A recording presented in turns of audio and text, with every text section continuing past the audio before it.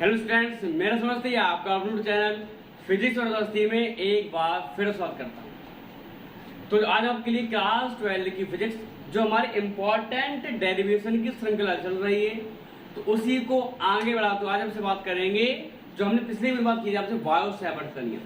तो अभी तक आपने उसको भी नहीं देखा है तो उस वीडियो देख लीजिए, डिस्क्रिप्शन इसके लिंक डाल देंगे उस वीडियो की, ठीक है। तो आज हम बात करेंगे बायो-सैवर्ट के नियम के अनुप्रयोग की। बहुत ही इंपॉर्टेंट आपके लिए अनुप्रयोग है। दो अनुप्रयोग यहाँ पर हैं।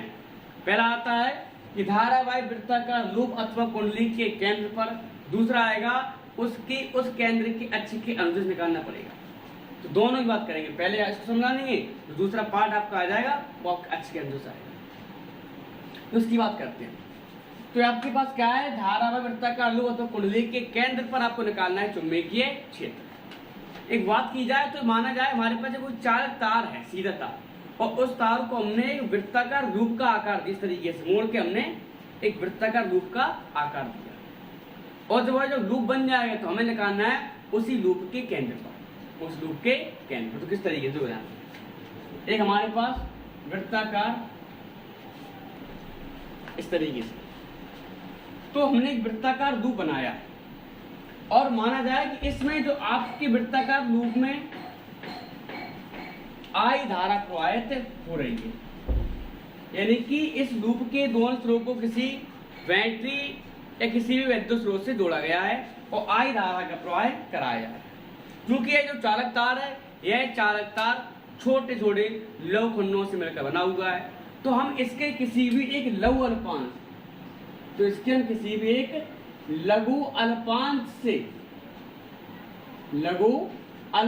से इसके केंद्र पर हम निकालेंगे चुंबकीय क्षेत्र। तो हमने क्या किया, माना हमारे पास कोई तार है आर, यानी कि तो माना किसी तार को मोड़कर स्मॉल आर त्रिज्या का एक वृत्ताकार लूप अथवा कुंडली बनाई गई है और यह चालक तार, और इसमें आय धारा प्रवाहित हो रही है।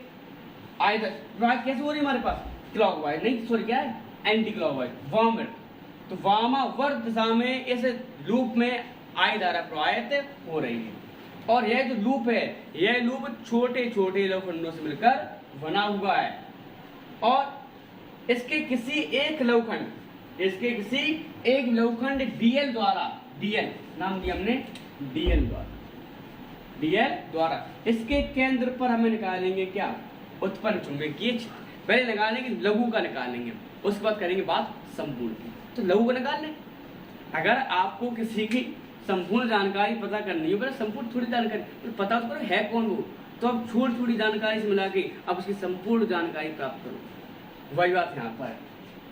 पहले हम इसे डीएल लघु अल्पांश से निकाल लेंगे केंद्र ऊपर चुंबकीय क्षेत्र, उस पर निकालेंगे हम संपूर्ण का। नियम जानते हैं हम, अगर हमें फिजिक्स में होता क्या है, यदि हमें लघु की जानकारी पता हो तो संपूर्ण की जानकारी पता करने के लिए क्या करते हैं, हम समाकलन करते हैं। तो उस तरीके से हम लघु अल्पांश से हमें निकालेंगे स्मॉल आर दूरी पर इसके केंद्र ऊपर उत्पन्न चुंबकीय क्षेत्र। यह कंडीशन। अब अगर हम बात करें कि इस बिंदु ऊपर चुंबकीय क्षेत्र निकालेंगे तो उसकी दिशा कहाँ होगी, यहाँ थोड़ा सिस्टम बदल जाता है। यहाँ हम उंगलियां फैलाते हैं धारा की ओर, क्योंकि धारा लगातार रोटेट हो रही है, समझे। तो हमने क्या किया, हमने धारा को, अब अंगूठा बताएगा हमें चुंबकीय क्षेत्र, धारा को फैलाएंगे अंगुलियों को फैलाएंगे धारा की दिशा में, अंगूठा बताएगा चुंबकीय क्षेत्र की दिशा।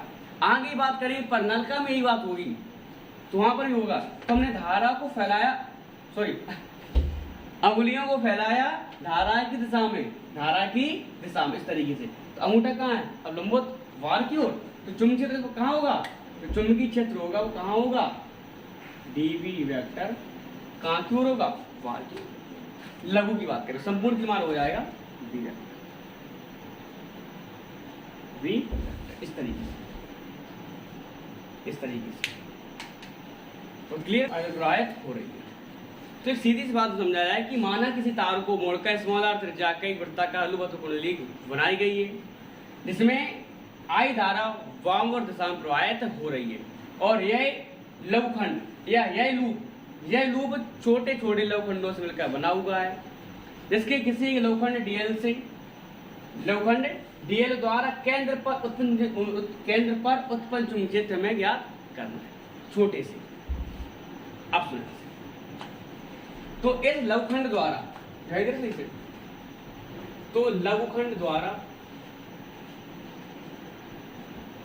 लघुखंड द्वारा केंद्र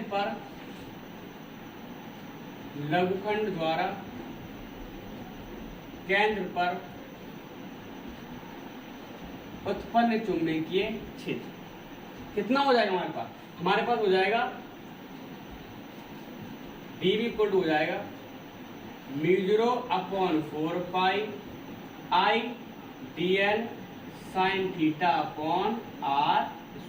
हमने पढ़ा है कि लघु अल्पांश से r दूरी पर किसी बिंदु पर चुंबकीय क्षेत्र फॉर्मूला क्या होता है हमारे पास, dV इक्वल टू होता है μ0/4 pi I dl sin theta upon r square. अब यहाँ पर जो थीटा का मान है वह क्या होगा।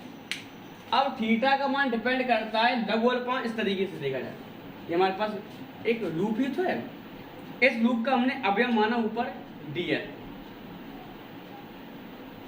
इस तरीके से हमने लघु अल्पांश इसे माना छोटा, तो जी हमारे पास dl है, अवयव लघु अल्पांश है, और इसको यानी कि इस dl ओ को मिलाने वाली रेखा जो r है, इसके बीच का एंगल कितना होता है 90 अंश। यानी कि आप कह सकते हो कि लघु अल्पांश को केंद्र O से मिलाने वाली रेखा के बीच का कोण, जो आपका लघु अल्पांश है, ये लघु अल्पांश है, और इस केंद्र O से जो r दूरी पर मिलाया हमने इसको यहां से, इसके बीच का एंगल कितना हमारे पास आएगा 90 अंश है। कितना आएगा, अर्थात जो रेडियस है, जो त्रिज्या है, इस लघु अल्पांश कैसी है, लंबवत। तुम्हारा थीटा कितना होगा, हमारा थीटा आपको हो जाएगा 90। थीटा कितना हो जाएगा 90 अंश। तो फॉर्मूला क्या हो जाएगा हमारे पास,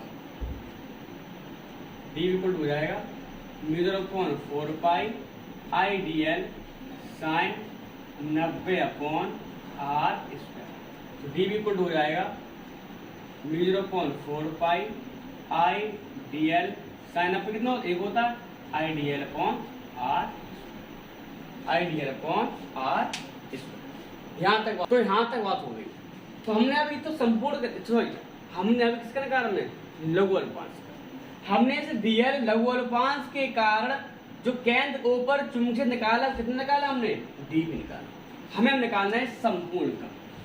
तो सीधी बात है यहाँ पर कि संपूर्ण धारावाही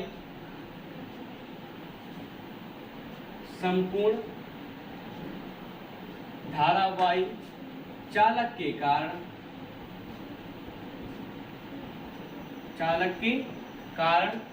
उत्पन्न चुंबकीय